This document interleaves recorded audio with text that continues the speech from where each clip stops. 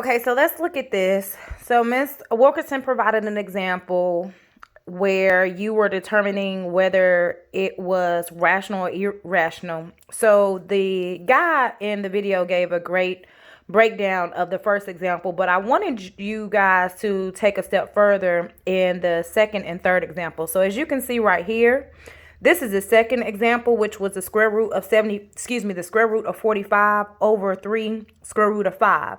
So the first step you're going to take is to pull that square root of 45 out and simplify it. How do you say? Use your factor tree. What times what is going to give me 45? We know that 9 times 5 is 45. So what times what gives me 9? 3 times 3. And you remember I taught you last year, if that number has a partner, it can come out of that radical. So therefore, you're able to pull the 3 out. The 5 has to stay in. Why? Because it has no partner. We have to do that check. 1, 2. We have a partner. Therefore, we are now able to substitute.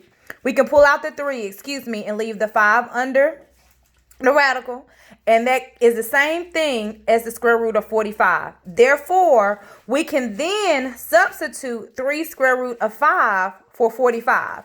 And when we do that, we're able to see that the numerator and the denominator are the same. Therefore, if they are the same, that means that when they're divided, it equals 1. Therefore, that's a rational number.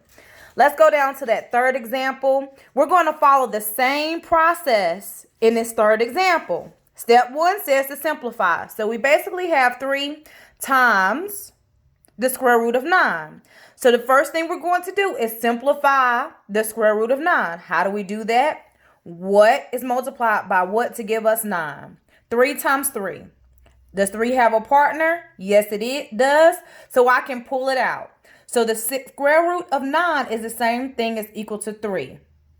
So we're going to substitute this 3 in for 9, and we're going to multiply 3 times 3, and we're going to get 9.